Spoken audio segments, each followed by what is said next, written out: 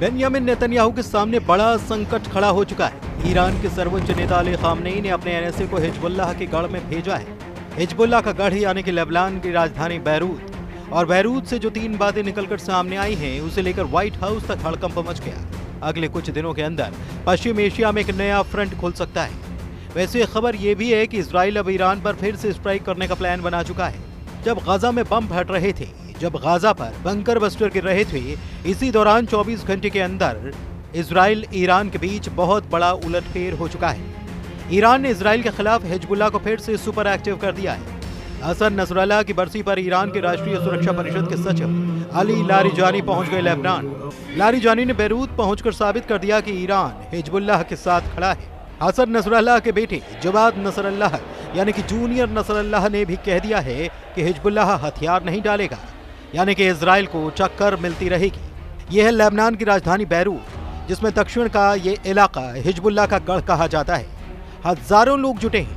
मौका Hassan Nasrallah की बरसी का है। ये लोग उसी जगह इकट्ठा हुए जहां पर नसरल्लाह की कब्र है, और यहां लगे पोस्टर बता रहे हैं कि हिजबुल्लाह सुपर एक्टिव हो चुका है और उसको फिर से सक्रिय करने वाली ताकत ईरान है।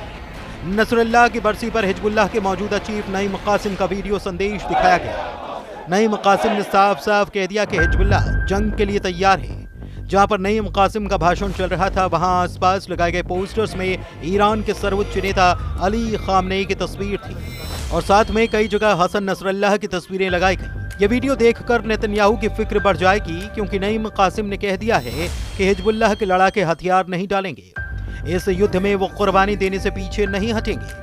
नईम कासिम ने जो बात कही, उसके पीछे ईरान से मिलने वाला इशारा भी है। हसन नसरल्लाह की बरसी पर ईरान के राष्ट्रीय सुरक्षा परिषद के सचिव अली लारिजानी का होना एक बहुत बड़ा मैसेज है। मैसेज ये कि हिजबुल्लाह खत्म नहीं हुआ, हिजबुल्लाह जिंदा है, हिजबुल्लाह लड़ता रहेगा, और ये तीनों बातें सबसे ज्यादा इजराइल को तनाव देंगी। ईरान इस बात की गारंटी दे रहा है। बैरूत में ड्रोन वीडियो बनाकर हिजबुल्लाह ने अपनी ताकत दिखाई है। अब से पहले हिजबुल्लाह को खत्म माना जा रहा था। हिजबुल्लाह पर हथियार डालने यानी कि सरेंडर का दबाव बनाया जा रहा था, लेकिन नसरल्लाह की बरसी पर हिजबुल्लाह ने बता दिया कि उसका युद्ध खत्म नहीं हुआ। हिजबुल्लाह को लेकर सबसे चौंकाने वाली खबर तो कुछ और है। एक तरह से इजराइल के खिलाफ एक नया चक्रव्यूह बनते हुए नजर आ रहा है। हिजबुल्लाह चीफ नईम कासिम ने कहा कि वो सऊदी अरब से बेहतर संबंध चाहते हैं। नईम कासिम यानी कि हिजबुल्लाह के सऊदी अरब से संबंध सामान्य होते हैं, तो इससे इजराइल के खिलाफ एक बड़ा चक्रव्यूह बनते हुए देखा जा सकता है। ईरान में राष्ट्रीय सुरक्षा परिषद के सचिव अली लारिजानी ने भी कहा कि सऊदी अरब एक मित्र देश है, और वो हिजबुल्लाह की सऊदी अरब से बातचीत की पेशकश का स्वागत करते हैं। अब सवाल यह है कि क्या इजराइल के खिलाफ ईरान, हिजबुल्लाह और सऊदी अरब एक प्लेटफॉर्म पर आ सकते हैं? 19 सितंबर को नईम कासिम ने सऊदी अरब के क्राउन प्रिंस मोहम्मद बिन सलमान को बड़ा मैसेज दिया था।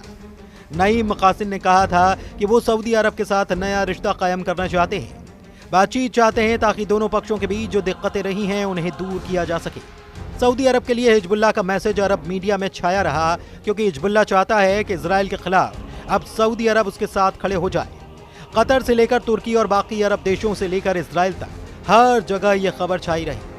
गजा में इजराइल की बमबारी, 66,000 लोगों की मौत और 700 दिनों से ज्यादा चली आ रही जंग को लेकर पश्चिम एशिया में बहुत कुछ बदल चुका है। हिजबुल्लाह को लेकर अरब देशों का नजरिया भी बदला है, क्योंकि इजराइल से लगने वाली सीमाओं में सिर्फ लेबनान का हिजबुल्लाह ही रहा है जिसने इजराइल को टक्कर दी। लेकिन ये टक्कर भी हसन नसरल्लाह की मौत के बाद से कमजोर पड़ी है। हालांकि अब बैरूत में इकट्ठा हुई हजारों की ये भीड़ बता रही है कि हिजबुल्लाह फिर से खड़ा हो रहा है। ठीक 1 साल पहले 27 सितंबर 2024 को लेबनान की राजधानी बैरूत पर इजराइल का हमला हुआ था। इतने धमाके हुए कि हिजबुल्लाह की लीडरशिप को 100 मीटर गहरे बंकर में पूरी तरह से खत्म कर डाला। इजराइल ने 1 साल पहले हिजबुल्लाह चीफ हसन नसरल्लाह को मार डाला था। तब हिजबुल्लाह कमजोर जरूर हुआ, क्योंकि उसकी लीडरशिप पर बार बार हमले हुए। अब 27 सितंबर 2024 को याद करने के लिए बैरूत में हजारों लोग इकट्ठा हुए। पोस्टर्स में हिजबुल्लाह के उन तमाम कमांडर्स की तस्वीर है जिनको इजराइल ने लगातार हुए हमलों में खत्म कर दिया। इसमें कोई शक नहीं कि लेबनान में इजराइल का दायरा बढ़ा है। इजराइल की फौज लेबनान में भी घुसी, लेकिन फिर उसे वापस लौटना पड़ा। अब 24 घंटे के अंदर बेंयामिन नेतन्याहू को मिला है बड़ा चैलेंज।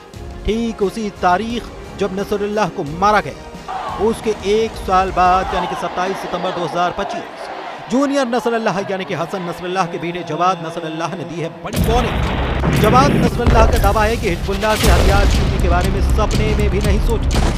ईरान के सर्वोच्च नेता अली खामनेई भी कह चुके हैं कि हिजबुल्लाह की ताकत कोई नहीं मिटा सकता और उससे कोई हथियार नहीं छीन पाएगा। बैरूत में मनाई गई बरसी में जूनियर नसरल्लाह यानी कि जवाद नसरल्लाह को भी देखा गया। जवाद नसरल्लाह को बहुत उम्मीदों के साथ देखा जा रहा है। हिजबुल्लाह कैडर लेबनान में हिजबुल्लाह का शक्ति प्रदर्शन बता रहा है कि इजराइल को चौकन्ना रहना पड़ेगा। तो क्या जूनियर नसरल्लाह ने हसन नसरल्लाह के मिशन को पूरा करने की ठान ली?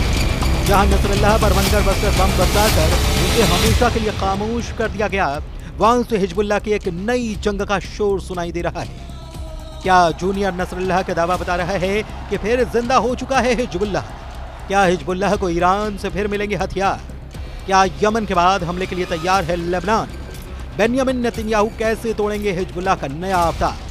इन सब के बीच ईरान को अलर्ट करने वाली बड़ी खबर रूस के विदेश मंत्री ने दी। जब से रूस के विदेश मंत्री सर्गेई लावरोव ने कहा है कि ईरान पर फिर हमला हो सकता है, तब से तेहरान में रेड अलर्ट है। सिग्नल साफ है कि इजराइल कोई बड़ी तैयारी कर रहा है, जिसकी खबर पुतिन को हो चुकी है और उन्होंने अब ईरान को आगाह भी कर दिया है। रूस और ईरान की दोस्ती बहुत पक्की है। यूक्रेन के युद्ध में ईरान ने रूस को बड़ी मदद की। हजारों शायद ड्रोन रूस को सप्लाई किए और इन्हीं ड्रोन की टेक्नोलॉजी से रूस ने अपनी ड्रोन फैक्ट्री तैयार की। ईरान की ड्रोन वाली सपोर्ट ने ज़ेलेंस्की की फौज का जीना मुश्किल कर रखा है। इस बात का ख्याल पुतिन को है, इसलिए उनके आदेश पर रूस के विदेश मंत्री ने संयुक्त राष्ट्र में ईरान से हो रही नाइंसाफी का मुद्दा भी उठाया। एक बात साफ है कि ईरान और रूस साथ साथ हैं और ईरान हिजबुल्लाह को फिर से खड़ा करके बाकी अरब देशों का गुट बनाने की भी कोशिश में लगा है। कतर पर हुए इजरायली अटैक ने पहले ही अरब वर्ल्ड को इजराइल के खिलाफ कर दिया है। लेकिन दूसरा सच ये भी है कि लेबनान, हिजबुल्लाह और यमन में हूथी के अलावा इजराइल से लड़ने की ताकत अब तक किसी अरब देश ने नहीं जुटाई है।